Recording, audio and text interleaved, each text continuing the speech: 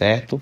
Quero te ajudar a entender a Bíblia, entender a palavra de Deus. E você lê a Bíblia e diz assim, pastor, eu não entendo o que eu tô lendo. Eu quero te ajudar, quero trazer clareza às escrituras. E hoje a gente vai ler um texto que eu tenho certeza que a maioria das pessoas pulam. E muita gente nem entende, realmente pula e nem entende o que tá ali. Na verdade, em alguns momentos não tem muito o que entender esse texto. É mais realmente para ser lido, é mais um fato histórico, que é as genealogias, elas estão presentes em muitos lugares da Bíblia. Em alguns lugares elas estão presentes com mais intensidade, digamos assim. Então a gente tem, por exemplo, aqui o livro de Crônicas, Primeira Crônicas, que vai trazer praticamente nos seus 6, 7, 8, pronto, até praticamente os 10 primeiros capítulos de Primeiro Crônicas é genealogia. Então você que é um novo convertido e pode estar dizendo assim, eu estou tentando ler a Bíblia, mas eu não consigo, porque é muito difícil, eu não consigo entender. Meu amigo, se você começar a ler por aqui, realmente você não vai entender. Qual é o conselho que eu te dou? Comece a ler o Novo Testamento, certo? Você vai lá no primeiro, você vai lá em Mateus, Marcos, Lucas e João. Você terminou de ler Mateus, Marcos, Lucas e João, o que é que você faz? Você lê de novo. Você terminou, você lê de novo. Quando você terminar, você começa a se aprofundar naquela mensagem do Evangelho. E quando você já começar a ter uma noção do que está ali, quando você começar a entender aquela mensagem ali, você vai para o livro de Atos, depois do livro de Atos você vai para o livro de Romanos e tudo mais, e segue em diante. Quando você começar a ter uma compreensão maior das Escrituras, você tenta, por exemplo, repetir o livro de Romanos, você tenta repetir o livro de Efésios e de Coríntios. Eu falo isso porque eu fiz isso. Então, assim, eu li uma vez a Bíblia todinha, mas eu tinha muita dificuldade de ler a Bíblia. Então, eu li alguns livros espaçados. Eu li Gênesis. Eu achei muito bom Gênesis, aí depois eu li, depois de ter lido, né, o Novo Testamento, eu li Gênesis, depois eu li, eu acho que Samuel, Esther, Jonas, eu lia muito esses livros assim, que é mais história, porque eu gosto muito de narrativa, mas eu li demais o Novo Testamento. Eu me lembro que eu terminava de ler o Novo Testamento, eu relia de novo, eu li o Novo Testamento, eu relia, eu lia, eu relia. Eu terminava os 4 evangelhos, eu lia de novo os 4 evangelhos. Então, o livro de Romanos, tipo assim, lia pela primeira vez o livro de Romanos, eu não entendia nada, e eu tenho certeza que se eu parar para ler de novo o livro de Romanos agora, eu vou descobrir coisas que da última vez que eu li eu não tinha percebido. Então a Bíblia tem esse poder. Então, em nenhum momento a Bíblia ela vai ficar entediante. Então hoje eu quero ler com você, eu quero que a gente medite um pouco lá no 1 Crônicas, capítulo 5, a genealogia. Então hoje eu vou te ajudar a entender a palavra de Deus. E aqui, por que que Crônicas ele traz a genealogia? Crônicas provavelmente ele foi escrito no momento que o povo de Israel estava aprisionado, eles estavam no exílio, eles haviam perdido, né, a sua terra natal, eles estavam distantes do Senhor. E o cronista aqui, que não se sabe ao certo quem seja, algumas pessoas supõem que tenha sido um homem chamado Esdras, que é exatamente a pessoa responsável pelo evento que eu vou citar agora. Depois de 70 anos de cativeiro, o povo começa a retornar. Cativeiro é o que vocês estão pensando mesmo, cativeiro. Eles foram levados presos por outra nação, a nação Babilônia, para sua terra lá. E depois de 70 anos, né, no Império Persa, um homem chamado Neemias, ele começa a transicionar realmente o povo de volta à sua terra, só que a terra lá ela estava pobre, né? O livro de Reis mostra que o rei deixou somente as pessoas mais pobres lá para cultivar a terra e tudo mais, e a terra estava pobre, estava abandonada. Eles precisavam restaurar ali a cultura, né, o do seu povo. Então, o cronista, o que ele faz, ele tenta fazer isso, ele tenta restaurar a cultura, a história daquela nação, porque a nossa história, a nossa cultura, pessoal, é a nossa identidade, tá bom? Por isso que o Senhor Jesus Cristo muitas vezes mudou o nome de Paulo, deixou de... Algumas pessoas dizem que Saulo e Paulo é só uma tradução diferente, mas o Senhor mudou o nome de Jacó para Israel, o Senhor mudou o nome de Abrão para Abraão. Então, a mudança de nome, né, o próprio Pedro também, né, que era Simão e passou a se chamar Pedro, a mudança de nome exatamente porque é a nossa identidade, quem somos, aquilo que nos denomina, aquilo que nos dá significado, obviamente, é aquilo que somos. Então, eles tinham que ressignificar a sua história, a sua identidade, saber quem eles eram, para que eles pudessem realmente voltar à sua terra e continuar a promessa de Deus. E depois a gente vai falar um pouco disso mais na frente. E aqui a gente tem exatamente Rubem, né? Vai falar um pouco sobre Rubem, porque estão contando a história dos filhos de Israel, que foram os que organizaram aquela nação. 1 Crônicas capítulo 5 diz assim: quando os filhos de Ruben, o primogênito de Israel, pois Ruben era o primogênito, mas por ter profanado o leito de seu pai, seu direito de primogenitura foi dado aos filhos de José, filho de Israel, de modo que, na genealogia, Ruben não foi contado como primogênito. Eu acredito que eu não preciso você ter uma noçãozinha da Bíblia aqui, um pouquinho que seja, eu acredito que eu não preciso nem me aprofundar tanto sobre a importância da genealogia. O que acontece?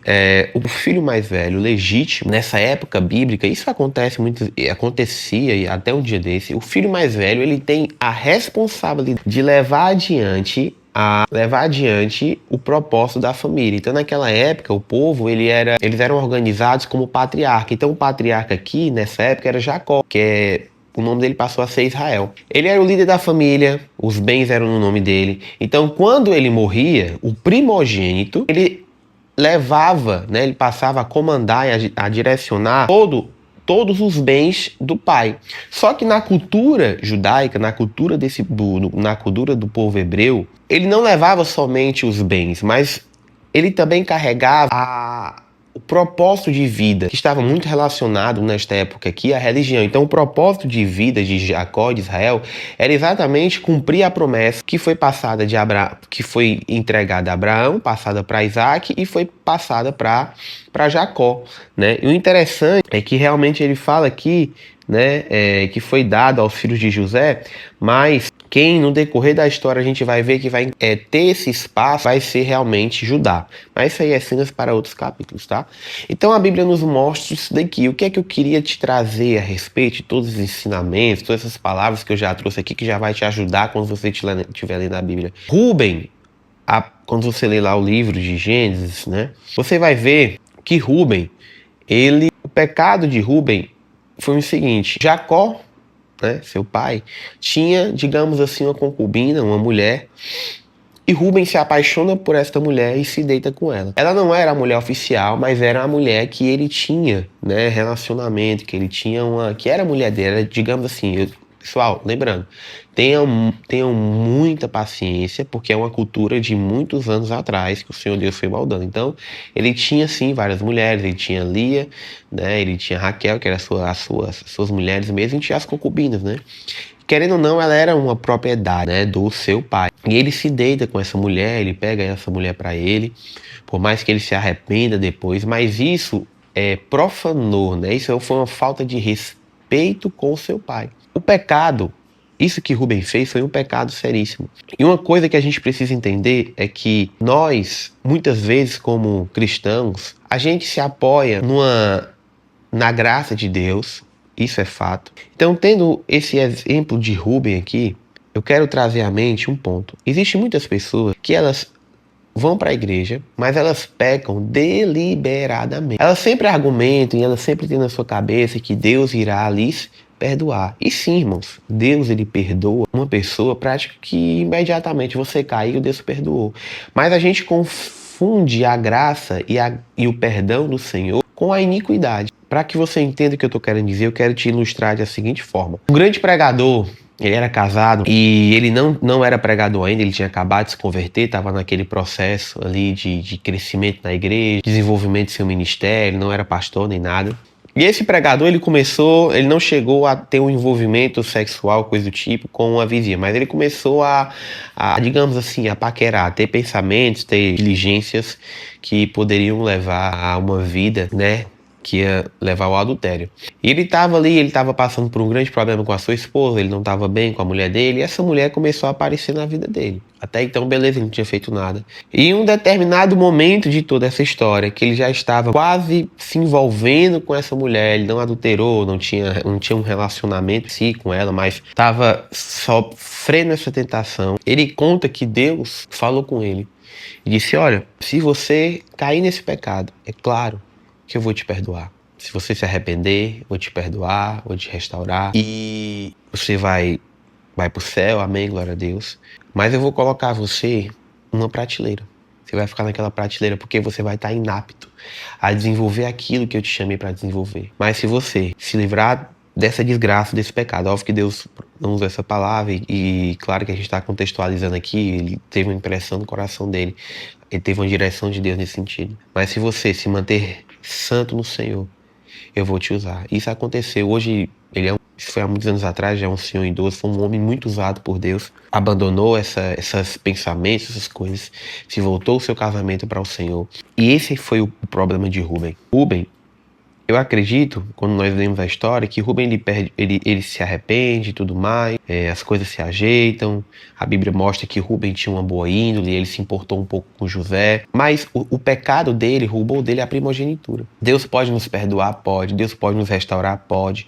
Mas tem muita gente que está posicionada fora do lugar que Deus quer que ela esteja por conta de pecados que ela não abandona. Deus perdoa, Deus livra, mas eu vou até colocar aqui, tirar o nome pecado. Não estou dizendo que o que Rubem fez não foi pecado, mas áreas da vida, áreas no coração, sentimentos que são carregados na mente, que esses sentimentos te afastam do Senhor.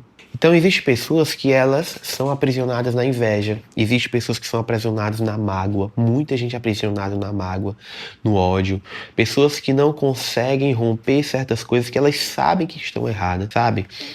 Relacionamentos impróprios. Quantos jovens estão tendo a sua vida roubada porque não estão conseguindo ter uma santidade no seu namoro, e mesmo que casem, vão pagar um preço muito grande pelos pecados cometidos. Espere, mas Deus não restaura, Deus já pagou o preço na cruz, Cristo já pagou o preço na cruz. Olha que eu entendo o que eu estou falando. O que eu estou falando aqui não é de perdão, não é de restauração, mas é o preço que nós pagamos pelaquilo que nós fazemos. Pedro, eu não acredito que o que eu faço vai me trazer consequências. Beleza, mas vamos pensar da seguinte forma: e o que você está deixando de fazer, que você deveria estar fazendo para alcançar aquilo que Deus tem para a sua vida.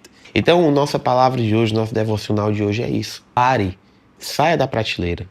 Não permita que o inimigo roube de você aquilo que Deus tem para a sua vida, tá bom? Então,